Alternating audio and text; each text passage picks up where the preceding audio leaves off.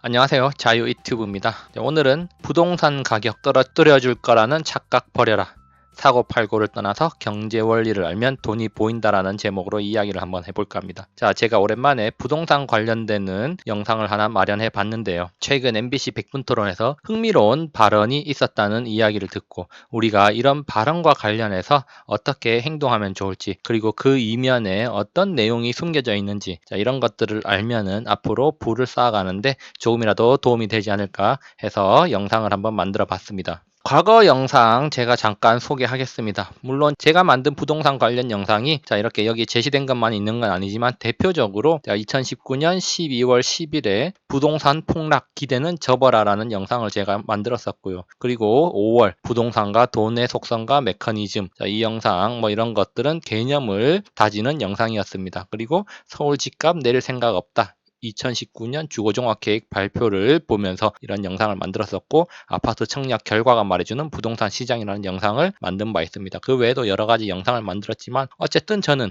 부동산 가격이 지속적으로 오를 수밖에 없는 이유에 대해서 설명해 줬고, 그 당시에는 욕을 많이 먹었습니다. 자, 그렇지만 결과적으로 지금 1년 이상이 지난 지금 시점에 왔을 때 가격은 어떻게 돼 있습니까? 비단 작년 12월 10일 날 제가 부동산 폭락 기대는 접어라라고 영상을 만들고 여러 가지 대책들이 나왔습니다. 자, 부동산 가격을 잡겠다는 명분으로 여러 가지 대책이 나왔었는데요.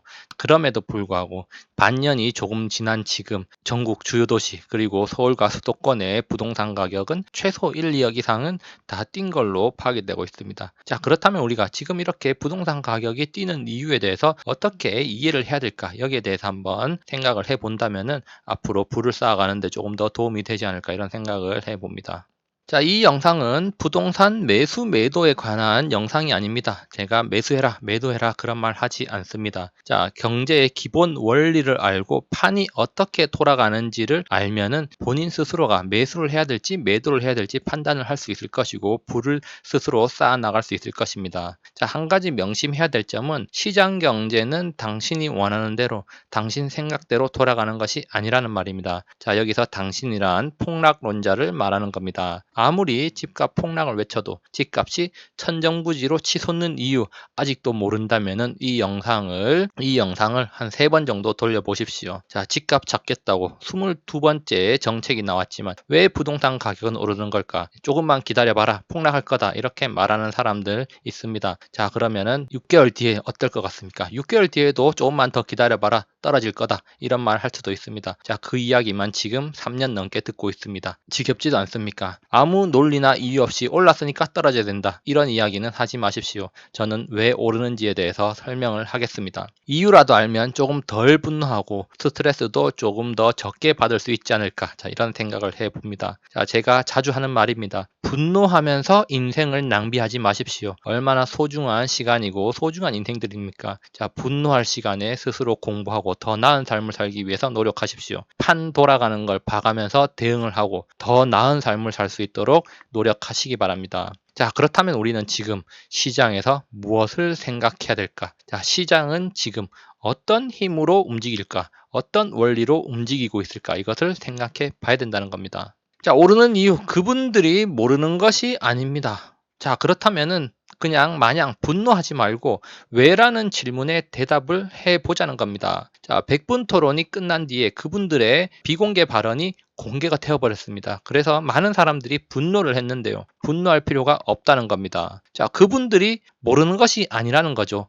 부동산 가격이 왜 떨어질 수 없는지를, 다시 말해서 왜 오를 수밖에 없는지를 알고 있다는 겁니다. 자, 그래서 뉴스 타이틀 한번 가져와 봤는데요. 집값 안 떨어질 것. 자, 진 의원 발언이 논란되고 있다. 자, 여당의 진 의원 그래봤자 집값 안 떨어진다라고 발언을 한 게 상당히 논란이 되었고 구설수에 올랐습니다. 물론 본인이 해명을 통해서 그런 의도가 아니다라고 밝혔지만, 자, 우리는 그런 것을 떠나서 이 2명의 의원의 발언 속에 어떤 의미가 들어있는지 그것을 한번 파악해보고 어떤 식으로 시장이 흘러갈지를 예상해보는 게 중요하다는 겁니다. 자, 그래서 여기 제가 발췌를 해봤습니다. 자, 진 의원은 이날 토론을 마친 뒤 출연자들이 마지막 인사를 나누는 상황에서 김연아 그러나 미래통합당 비상대책위원이 집값이 떨어지는 것이 국가 경제에 너무 부담이 되기 때문에 그렇게 막 떨어뜨릴 수 없어요 라고 말했다. 자, 그러자 진 의원은 그렇게 해도 안 떨어질 겁니다. 이미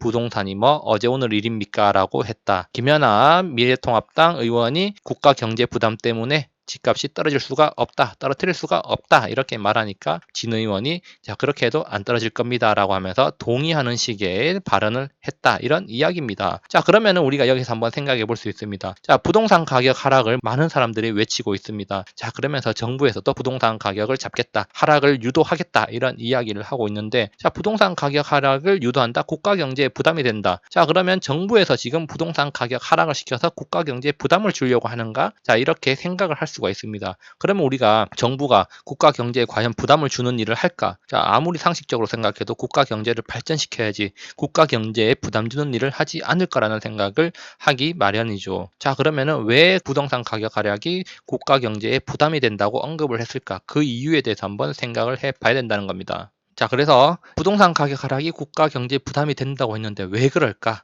자, 여기에 대해서 한번 생각을 해봐야 되는데 이게 상당히 중요한 대목입니다. 자, 제가 사실 여기에 대해서는 작년 12월 10일 날 부동산 폭락 기대는 접어라 라는 영상에서 이야기한 바 있습니다. 자, 그때 제가 소개한 이론이 자, 밀턴 프리드먼의 항상 소득 가설 그리고 모딜리아니의 생애주기 가설을 소개를 했습니다. 물론 이것은 이론이긴 하지만 자, 상당히 현실 경제와 많이 들어맞는 이론이기 때문에 제가 소개를 했던 거죠.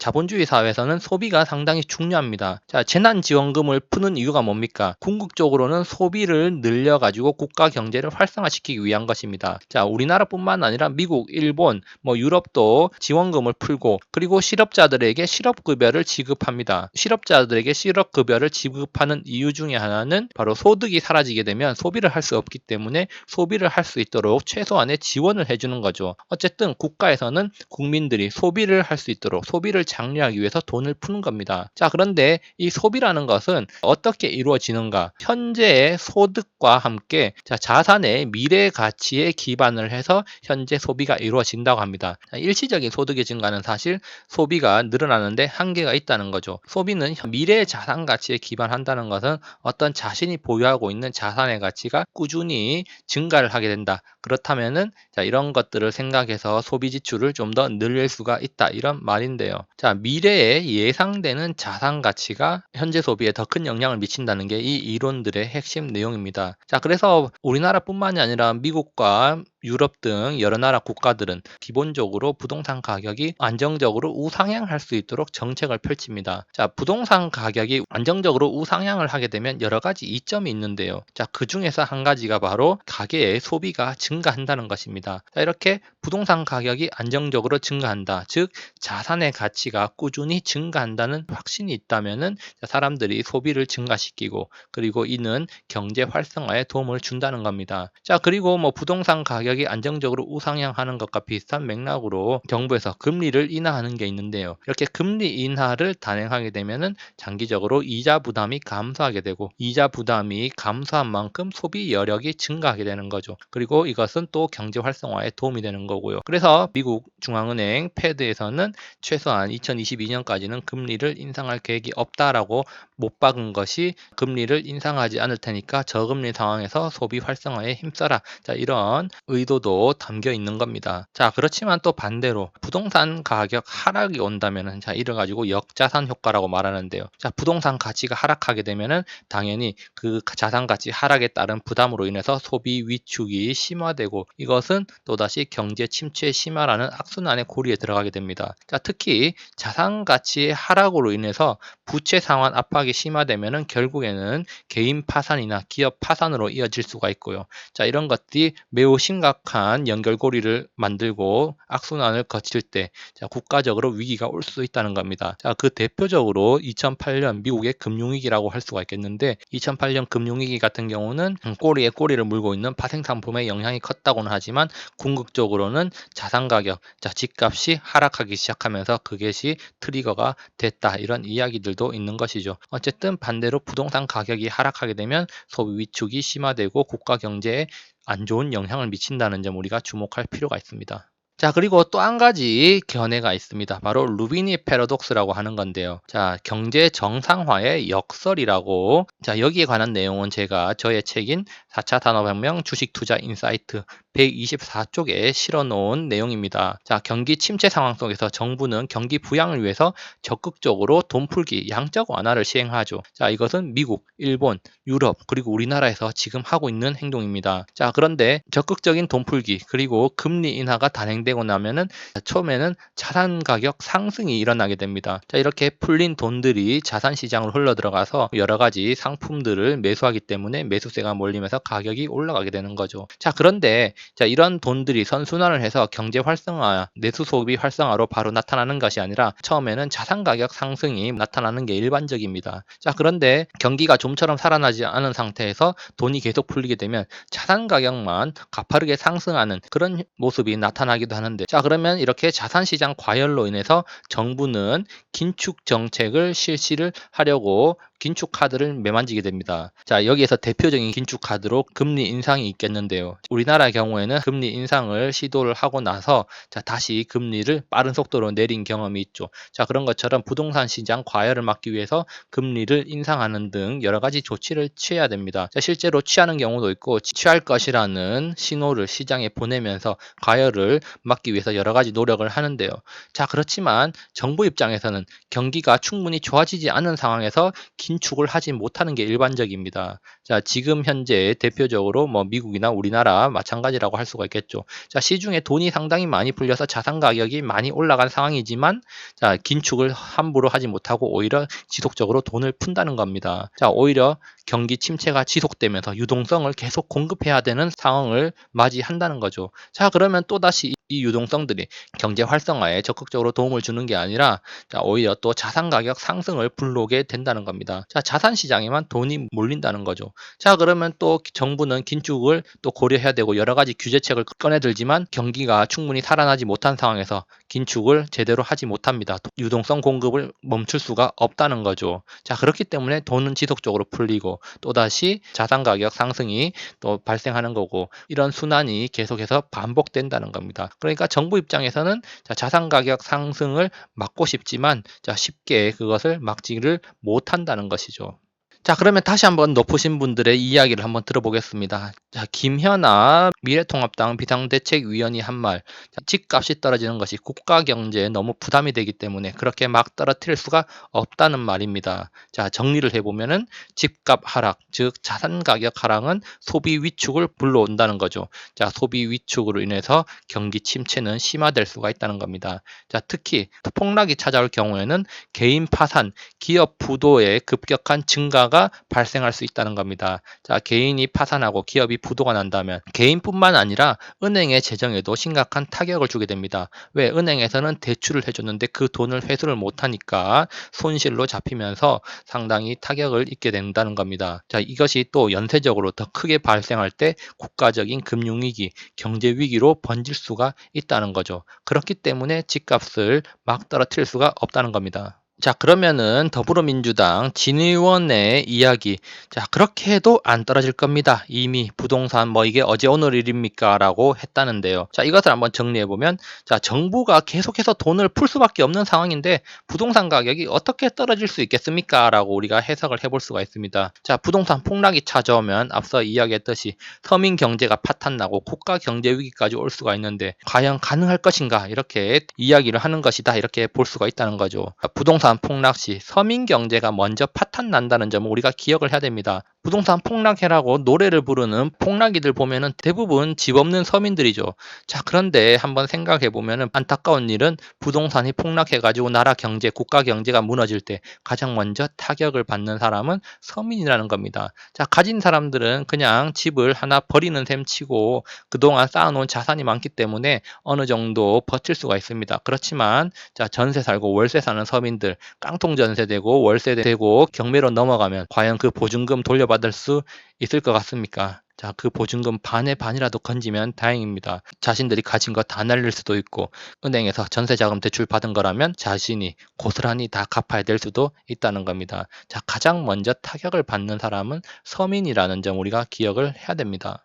자, 그리고 또 한 가지 짚고 넘어가겠습니다. 자, 오르는 집값을 찾기 위해서 그래서 공급을 더 늘릴 것이다. 이런 이야기가 많이 나왔습니다. 자, 물론 시장 경제에서 공급을 늘리면 가격을 잡는 효과가 있기 때문에 매우 좋은 정책이다. 이렇게 볼 수가 있겠는데요. 자, 그래서 나온 이야기가 그린벨트 풀어서 주택을 공급하고 신도시 용적률을 높여서 집값을 잡을 것이다. 이런 이야기를 했습니다. 자, 그런데 신도시 택지 개발을 위한 토지 수용을 하면 뭐가 발생합니까? 바로 토지 보상금이 발생합니다. 자, 이미 당군 1회 최대 토지 보상금이 풀릴 예정입니다. 자, 그리고 그 서울 주변 그린벨트 해제 이야기가 나오자 지금 주변 지역에서는 지역 개발 호재로 받아들이면서 땅값, 주변 집값이 상승하고 있습니다. 자, 내년까지 토지 보상금이 50조나 풀린다고 합니다. 자, 이 돈들이 과연 또 어디로 흘러 들어갈까요? 많은 돈들이 부동산 시장으로 또 흘러 들어갈 가능성이 높습니다. 자, 그리고 그린벨트 풀린다는 소식에 지금 내곡, 세곡동 단숨에 2억 폭등했답니다. 서초, 강남 끝자락에 있던 내곡, 세곡동 단숨에 집값이 폭등을 한 거죠. 자, 그리고 뜨거워지는 전국 땅값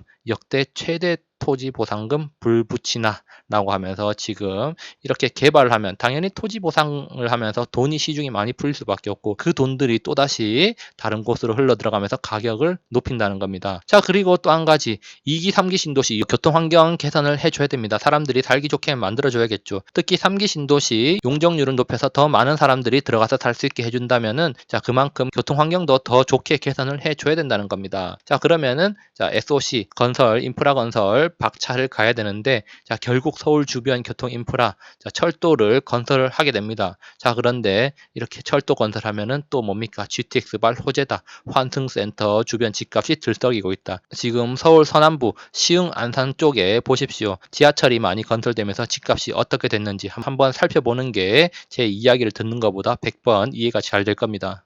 물론 집값 급등은 좋지 않습니다. 자, 좋은 것이 아닙니다. 뭐든 급하게 가면 탈이 납니다. 자, 집값 급등을 하니 온갖 규제가 나오고 있죠. 물론 이런 규제들도 지금 부작용이 속출을 하고 있습니다. 자, 급등이 좋은 것이 아니지만 우리가 기억해야 될 것, 바로 정부는 하락, 폭락을 원하지 않는다는 사실입니다. 자, 아마도 지금 현재 정부의 가장 큰 딜레마, 자, 집값이 안 오르면서도 자, 개발을 해야 된다는 겁니다. 자, 서울 강남권 보합을 원하고 있을 겁니다. 자, 이것은 물론 저의 개인적인 생각, 뇌피셜입니다. 어쨌든 집값 하락은 원하지 않지만 그렇다고 상승하는 것도 바라지 않고 있겠죠. 지금 급등을 해서 민심이 폭발하기 직전인데 급등을 시켜서 좋을 일은 없을 겁니다. 그렇다고 해서 하락, 폭락을 원한다는 게 아니라는 점 우리가 생각을 해야 됩니다. 자, 부동산 가격은 물가 상승률만큼 적당히 오르는 게 좋습니다. 자, 그렇지만 사람들의 심리라는 것이 있기 때문에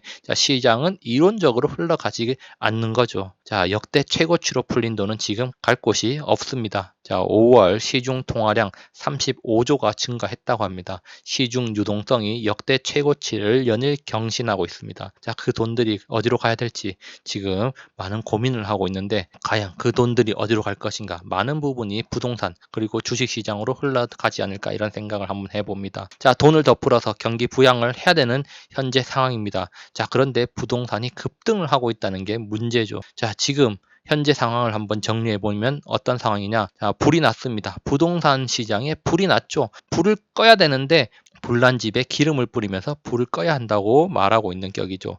풀린 돈이 부동산 시장으로 빨려 들어가고 있을 뿐 돈이 돌아서 경기 회복으로는 이어지지 않고 있다는 점을 우리가 생각을 해야 됩니다. 결론입니다. 부동산을 사라 말아라 그런 이야기가 아닙니다. 판이 어떻게 돌아가는지 보면서 행동하자는 겁니다. 자, 배 아파하고 욕해봐야 본인에게 이득되는 것이 없습니다. 그저 스트레스만 받을 뿐이죠. 자, 더 나은 삶을 살고 싶은가? 그렇다면 내가 지금 어떻게 행동해야 하는가를 생각하기 바랍니다. 자, 지금 상황이 어떤 상황인지 다시 한번 짚어보겠습니다. 당군 이래 가장 많은 토지 보상금이 풀리고 경쟁적 양적 완화의 시대에 돌입을 했습니다. 그리고 시장 왜곡으로 인한 부작용이 속출하고 있습니다. 그리고 중요한 사실은 누군가는 돈을 벌고 있다는 사실이죠. 일체 유심조, 모든 일은 마음먹기에 달려 있습니다. 지금 현재 모습은 당신의 생각과 행동이 만들어낸 결과물입니다. 앞으로도 당신의 생각과 행동이 새로운 결과물을 만들어낼 것이기 때문에 어떻게 생각하고 행동할지는 스스로 판단하기 바랍니다. 자, 레이 달리오가 말했습니다. 현금은 쓰레기다. 자, 여기까지 영상을 감상해 주셔서 감사하고요. 항상 즐거운 하루 보내시기 바랍니다. 감사합니다.